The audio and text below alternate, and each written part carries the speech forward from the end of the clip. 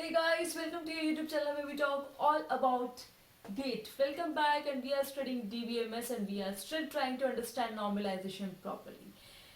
We had taken an example of suppliers who supply parts in various cities, and we saw with that example that how while performing the operations of insertion, deletion and updation, we encounter problems which were update anomalies known as insertion anomaly, deletion anomaly and update anomaly.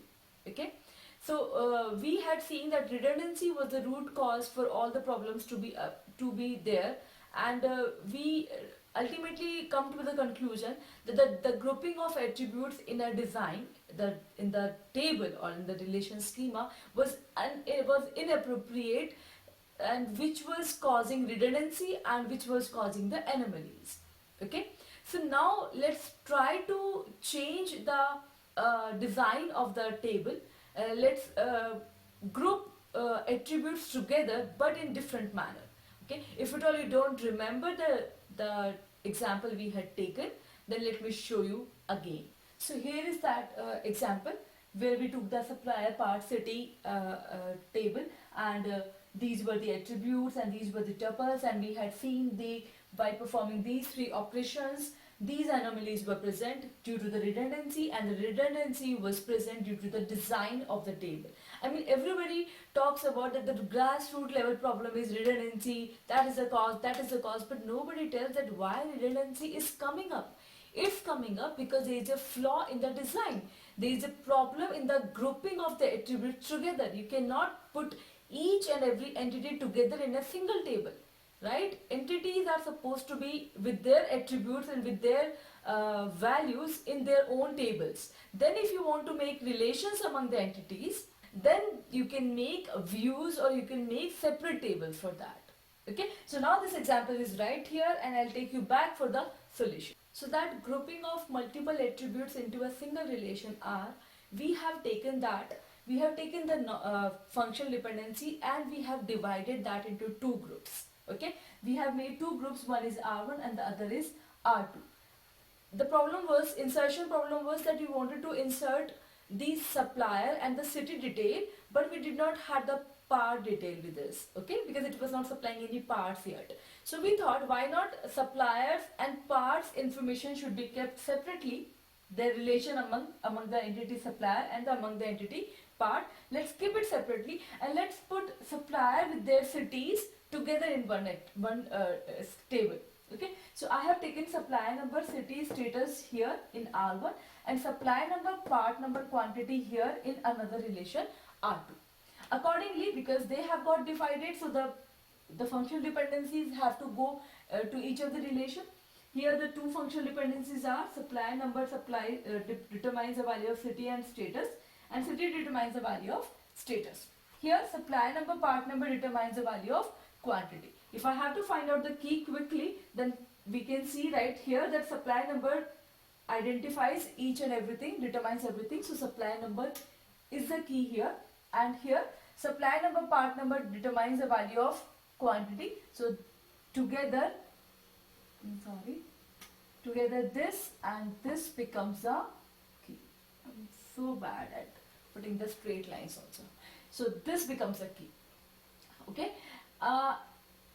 There must be a question in your mind that do we really always have to go with the design in such a way that we have to go to the tuple level and then see the problem and then divide it? No, that's not the idea. But for you to understand where the problem is occurring for the first time, for getting it understand, you need to see into the real instance level. Okay. So now if I have to check again, I'm not sure whether this design is good or not. So I want to check it again, that is there any kind of anomaly still present while performing the basic operation? Okay, so let's check for that. So let's try to insert. Okay, let's try to insert the value, and suppose we have the value of another city which is getting joined in our business. So we have in Mumbai, which is suppose let's take it that we give it status as 40. So we are going to start the supplying parts in Mumbai city also, but we yet not have any supplier there. Okay, We yet don't have any supplier, we just have Mumbai and 40. So can I put null here? No, we cannot put null here. Why? Because this is a primary key. Primary key cannot be null. So again, this is an issue. This insertion is not possible. Right? Right. Now let's check for the delete operation.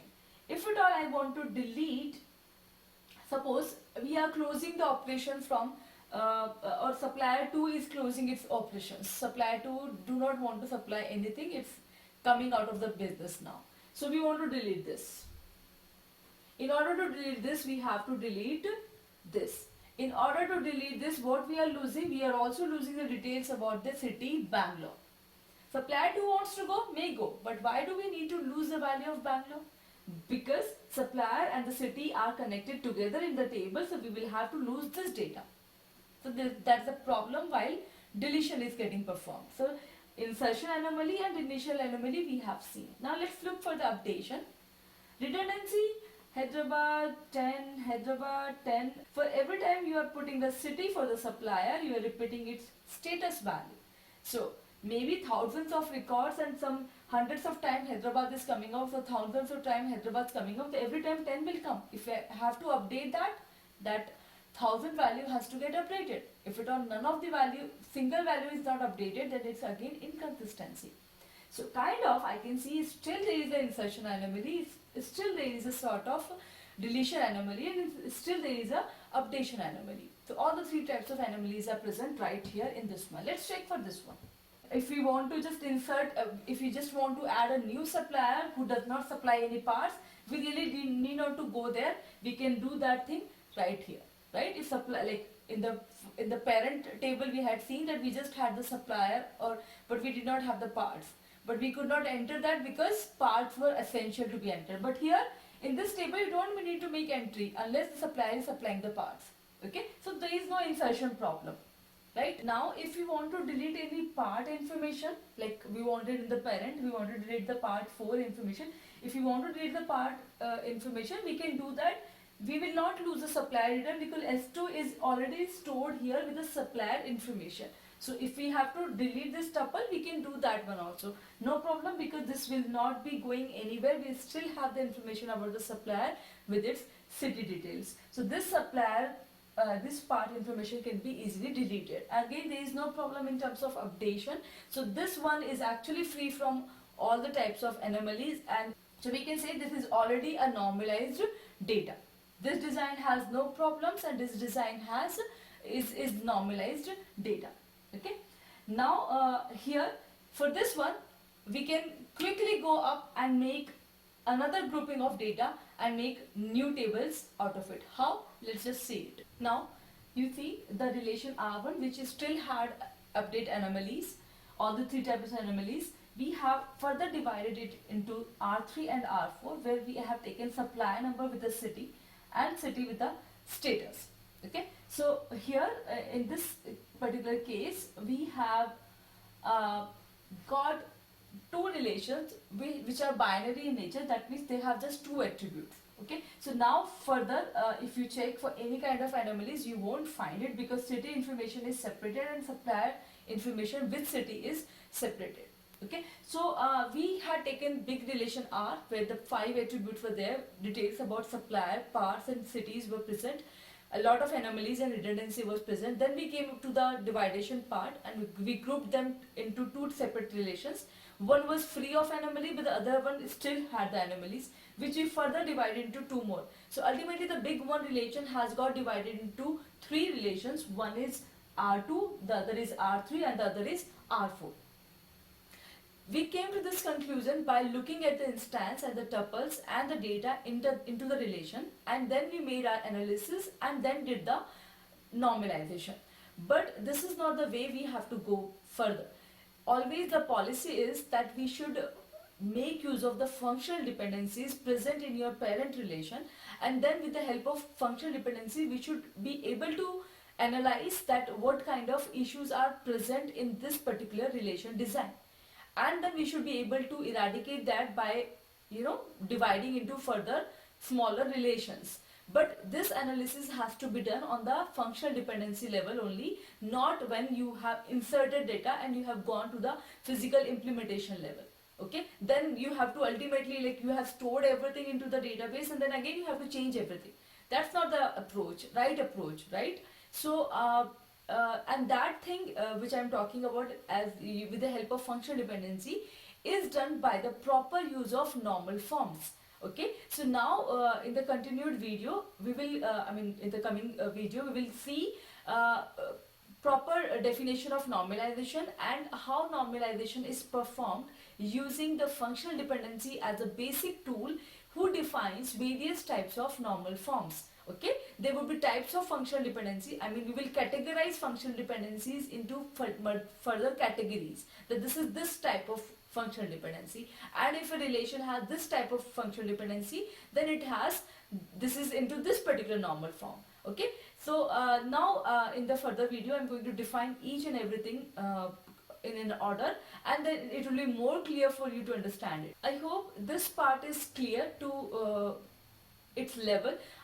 The intention behind making this video and taking up this example and taking it further into further grouping is very much clear, and the message is going correct, that how you have to explain and you have to understand the basic concept of why we need to do this, why we need to do the normalization.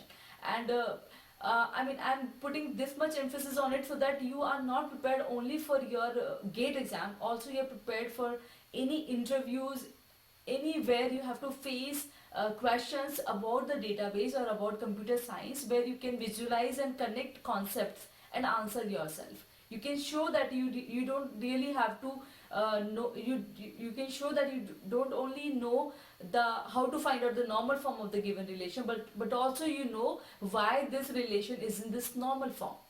Okay, what is it is not only information, why is very important. So I hope this is clear, and I will see you very soon in the next video. Please do share the video with your friends if at all you find it useful, and if you have learned something from it. Bye bye.